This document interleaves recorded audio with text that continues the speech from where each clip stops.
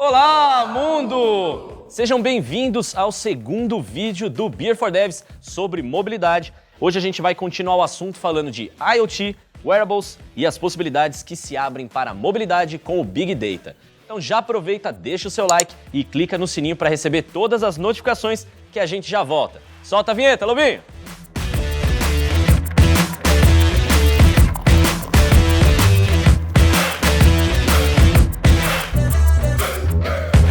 Tá pensando que mobilidade é só para app e smartphone? Negativo.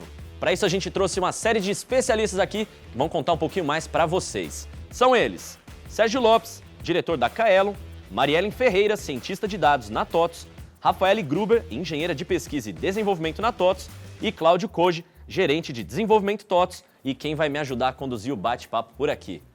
Koji, quando a gente fala em mobilidade, a gente pensa logo nos apps e smartphones, mas existem exemplos de mobilidade além disso? Existem sim. Então, é comum a gente relacionar o tema mobilidade, né, a smartphone. Porque quando a gente fala de smartphone, a gente sempre ouve falar de mobile, mas mobilidade está muito mais amplo do que isso. Então, quando a gente fala de sensores, de atuadores que estão espalhados pelo mundo, digamos assim, seja em pulseiras conectadas, seja em... Os casos mais claros talvez sejam os dispositivos que a gente chama de voice, né, que são aqueles assistentes pessoais que a gente coloca nos carros, nos sistemas, nas casas, que fica escutando tudo que você está falando para interagir com você. A gente tem, por exemplo, publicidade direcionada em gôndola de mercado, que te manda alguma coisa, dependendo de onde você está posicionado, quanto tempo você parou na frente de um produto, por exemplo. E os mais famosos, que são os dispositivos IoT, né, que são famosos dispositivos conectados e a internet das coisas. Beleza, e Rafa, você pode dar algum exemplo de dispositivo conectado, internet das coisas? O que é mais comum assim? O mais comum pra gente são os relógios, né? Sem dúvida. Os relógios e as pulseiras. É o que mais tem, que o pessoal mais usa, mas também tem outras aplicações bem interessantes, na verdade. Como anéis, ultimamente, existem, que fazem basicamente as mesmas coisas das pulseiras. Leitura de pulso, respiração, sono, várias coisas. Tem alguns que te lembram de meditar, por exemplo, quando ele percebe que você está um pouco agitado, né? E tem várias aplicações. Hoje em dia, wearables é algo que também tem muitas possibilidades. Tem por exemplo, para grávidas, que a grávida usa tipo uma cinta, né? E mede até a quantidade de chutes que o bebê dá e tal. E depois que ele nasce, ela pode transformar aquilo numa, tipo um wearable para o bebê daí, entende? Quando ele sai, pode ser uma roupinha, uma meia, alguma coisa assim para ele. Então tem várias aplicações hoje. E quando se fala de IoT, da internet das coisas, se torna muito mais amplo, porque qualquer coisa basicamente que você coloque um sensor pode virar uma internet das coisas. Então pode ser qualquer coisa na sua casa, que vem essa questão das casas inteligentes, que está se falando bastante. Qualquer sensor conectado à internet, em alguma coisa sua, que tenha a capacidade de ler algum dado, transforma esse dispositivo em um IoT, uma internet das coisas. Então existem infinitas aplicações. Você pode utilizar sensores, por exemplo, de nível de água, para você ter algum bichinho em casa, por exemplo, cachorro, gato, ele pode te ajudar a cuidar do seu bichinho, ele pode ter sensor de presença, de proximidade. As aplicações, na verdade, elas são infinitas, assim. Mas eu acho que o foco hoje em dia são as casas inteligentes, que é a casa ajudando a gente, por exemplo, sei lá, um sensor numa caixa d'água, ele pode te avisar que o nível da tua caixa d'água baixou. E a tecnologia de hoje é muito interessante, porque você coloca o sensor lá e consegue atualizar o seu dispositivo à distância, tem muitas possibilidades e eles não têm um custo alto, assim. Então a internet das coisas, ela vai muito mais além dos wearables ainda, né? Ela abre inúmeras possibilidades, na verdade, tanto para questões de pessoas, assim, essa coisa mais de mobilidade, até para indústrias também, que vem uma infinidade de coisas que podem ser feitas com IoT. Então, quando a gente fala de IoT, de internet das coisas, dispositivos conectados, a gente começa a perceber que hoje basicamente tudo pode ser monitorado e esse dado pode ser guardado em algum lugar, coletado. E isso ao tempo todo, né? Então, se a gente falar agora, ok, Google, tenho certeza que o celular de um monte de gente pode vibrar no bolso, porque está sendo acionado, porque está escutando o tempo todo o que a gente está falando. Só que esses dados coletados, você deu bastante exemplos assim de como eles vão facilitar a nossa vida, mas ele também é uma mina de ouro para as empresas que estão coletando essas informações, né? Bom, Sérgio, então eu queria te fazer uma pergunta. Como você acha que a coleta desses dados e essa massa de informação que agora a gente pode coletar sobre as pessoas e sobre o mundo, como esses dados podem afetar a relação de consumo das pessoas? É bem Black Mirror, né? Esse mundo aí né, que o pessoal fala. Acho que esse volume de dados todos pode dar uma desbalanceada nessa balança de poder aí entre consumidor e o vendedor, e o produtor, né? Então, a gente tem que ficar um pouco preocupado porque, assim, enquanto, por exemplo, aquele sensor que me ajuda a achar quando está faltando água para o gato, ele é muito interessante. Agora, o próximo passo, com certeza, é o e-commerce me trazer a ração do gato automaticamente, porque ele percebeu que estava acabando a ração e isso chega na minha casa e, às vezes, enquanto for útil para mim, até pode ser interessante, né? Claro que essas empresas estão tentando fazer o máximo possível, aos poucos, com calma, para que o consumidor se acostume, etc. e tal. Mas tem esse problema de a hora que ele começa a conhecer o meu padrão de comportamento, como funciona a minha casa, como funciona a minha família, como funcionam as coisas todas ao redor de mim, às vezes com machine learning, coisas do gênero, ele vai saber às vezes até melhor do que eu, né? E começar a trazer aquelas recomendações que são tão bem pensadas que eu não consigo nem falar não, né? Então, a gente acha que tem um livre-arbítrio aí na hora de consumir, às vezes não tem, porque aquele cara na outra ponta sabe mais do que eu mesmo sobre mim, né? E que dirá depois o próximo passo de talvez até comprar automaticamente meu nome, coisas do gênero. Então, é muito poder do outro lado, né? Eu acho que, assim, hoje a gente um pouco se assusta porque a gente não está acostumado com isso. Então, eventualmente, alguma parte desse futuro mais maluco vai se tornar comum e talvez daqui 10 anos a gente esteja dando risada de que a gente estava preocupado com isso hoje. Mas a gente tem que tomar cuidado para ver até onde vai isso, né? Porque existe um potencial para isso realmente desbalancear muito essa balança e a gente ficar no ponto mais fraco aí da relação. Mesmo porque a gente não seria o detentor da informação, né? A gente produz e tem uma empresa por trás usando. Alguém sabe melhor do que eu e nem abre para mim o que ele sabe de mim, né? Então, como você conversar com um psicólogo e ele jamais te fizer um comentário, né? Então, ele sabe tudo sobre você, mas ele não fala o quê, né? E tudo sobre o seu gato também. Tudo sobre o seu gato, né? Você falou aquela hora da grávida, né? O pessoal diz que a Amazon, por exemplo, sabe quando a mãe está grávida, às vezes antes que ela mesma, né? Ou sei lá, ela começa a ver ali, pelo padrão de buscas e não sei o quê, ela fala, tem uma chance dessa pessoa estar grávida e já começa a mostrar anúncios e... Isso antes até da gente falar de IoT ou de wearables, né? Imagina a hora que eu tiver um wearable que mede coisas no meu corpo, sangue, sei lá o que, literalmente a Amazon vai saber, a Amazon, eu digo, né? A Amazon como proxy aí para e-commerces, né? Vai saber antes de mim até, ou antes no caso da mãe que está grávida, né? Sei lá, então dá uma assustada, né? E desse caso de recomendação, eu tenho um caso, assim, muito engraçado, que eu só estava procurando um presentinho que eu queria dar para uma amiga minha que ficou grávida e, de repente, eu só via anúncio de creche.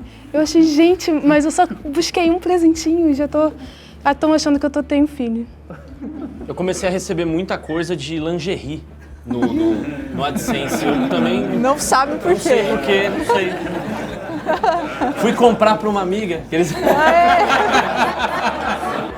E aí... Quem nunca, né? Agora tá direto, eu abro AliExpress, tá lá, eu abro o Face, tá lá, enfim. Até resolvi, pensei, até, né? Já que tá aqui, né? Uma boa oportunidade.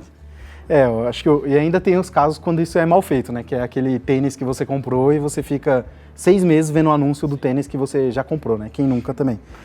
Mas a gente já trouxe até uma visão um pouco de calamidade em relação a esses dados, assim, e esses dispositivos, mas a gente tem um lado positivo também, eu espero, né? Você consegue trazer pra gente, depois dessa conversa, por exemplo, algum exemplo de aplicação em processo industrial ou alguma coisa do tipo, onde o uso de dispositivos, o uso desses dados, mudou a forma da gente fazer uma coisa para melhor? Então, já existe até um termo chamado Industrial IoT, que são aplicações voltadas mais para a indústria.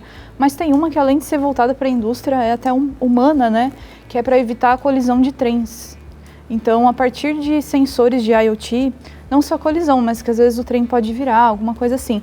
Ele lê, por exemplo, a temperatura dos trilhos, algumas coisas assim, que pode evitar colisão. E por meio do, tipo assim, do reconhecimento de imagem, eu posso dizer que tem um objeto lá, que pode ser realmente um objeto ou pode ser uma pessoa, ou pode ser até um animal. Tipo, tem áreas que passam muito trens e acabam matando a vida animal que existe lá.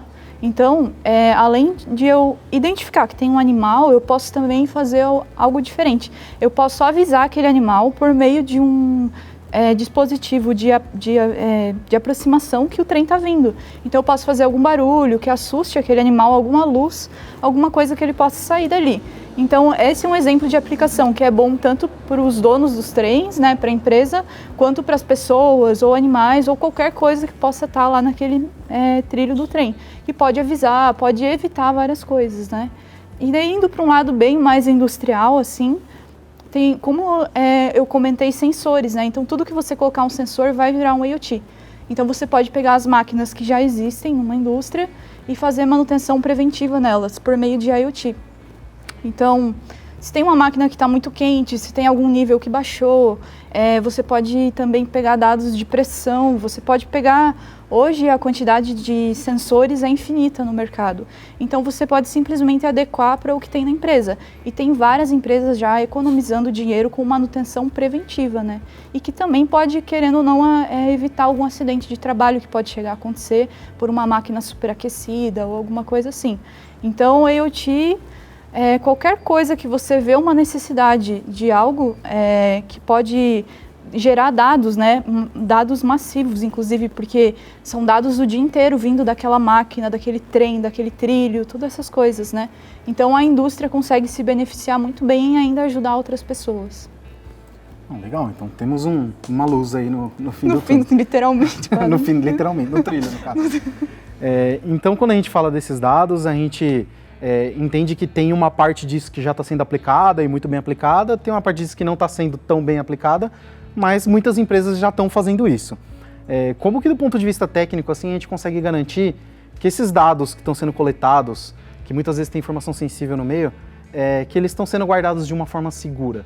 Hoje a gente tem como ter essa garantia? Então, hoje em dia, existem diversas plataformas que a gente usa para armazenar os dados que são coletados e muitas das vezes são plataformas de terceiros, em que é um pouco mais difícil da gente assegurar com 100% a segurança de todos eles.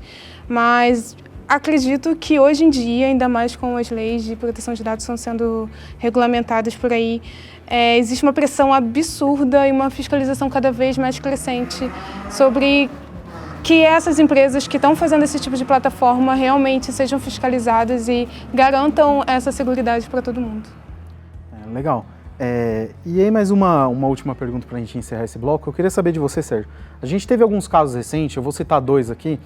Um foi de uma empresa, eu não vou falar o nome, mas ela fez uma propaganda de televisão em que da propaganda ela acionava o assistente de voz que estava na sala das pessoas. Então ela pedia para o assistente fazer uma pesquisa e o assistente de voz na sala das pessoas fazia a pesquisa do produto dela.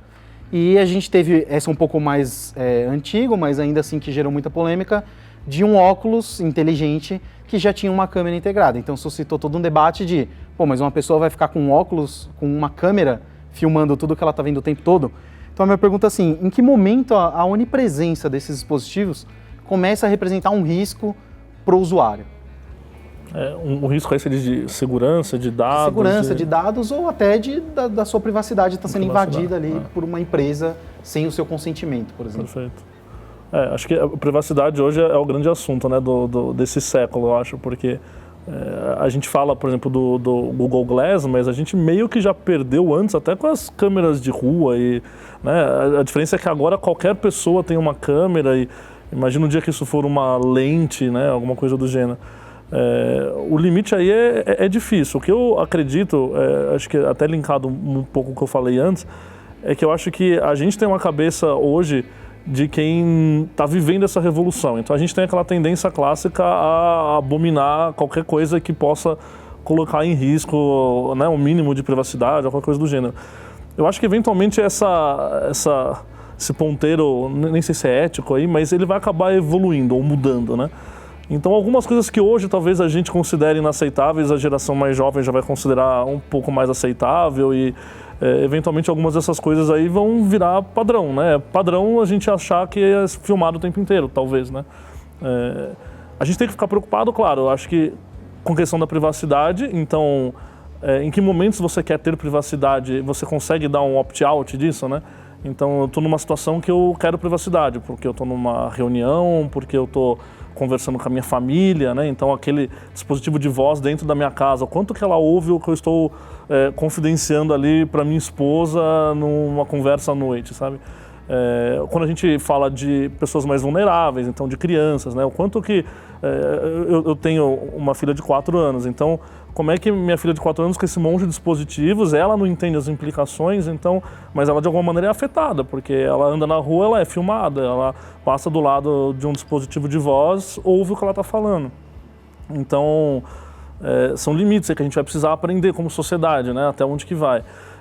Eu tenho a impressão de que às vezes essas grandes empresas acabam até lançando essas provocações maiores para ver até onde que cola, sabe? Eu não imagino que eles acham que o futuro vai ser tudo ligado, ouvindo, vendo e etc. Mas aí ele lança um Google Glass e aí vê aonde que vai a coisa toda, aí ele dá um passo para trás, lança uma coisa aqui no meio, e aí, como a gente já viu aquele extremo, a gente acha do meio razoável, entende? Então, talvez, por exemplo, esse caso aí do comercial de televisão que acionava os assistentes de voz, né? Depois a própria fabricante lançou um update que cancela, não dá mais para fazer isso, né? Eles falaram que era um bug, mas não sei, será que era um bug? Ou será que era uma feature que eles estavam testando a recepção e aí como foi mal recebido, vamos dar um passo para trás, a gente tenta de novo. A gente tenta de novo daqui 2 anos, sabe? Mas é uma época divertida para se viver porque está tudo mudando muito rápido nesse aspecto, né? E acho que a gente não sabe direito até onde a gente quer ter privacidade e até onde a gente quer ter as facilidades que esses dispositivos trazem. Em caso de dúvida, é só a gente dar uma lida no termo de uso e dar um não, né? Dá um não. Muito simples, né? É isso aí. Não dá para dizer que é entediante, né? E esse foi o nosso segundo vídeo sobre mobilidade. E fica ligado que o próximo vídeo sai na próxima semana e a gente vai falar sobre privacidade e LGPD, que é a Lei Geral de Proteção de Dados. Se você perdeu o primeiro vídeo, ele falou sobre PWA e o link está aqui na descrição desse, tá bom? Então já aproveita, se inscreve no canal e ativa o sininho para você receber todos os conteúdos que a gente posta por aqui. Até o próximo vídeo!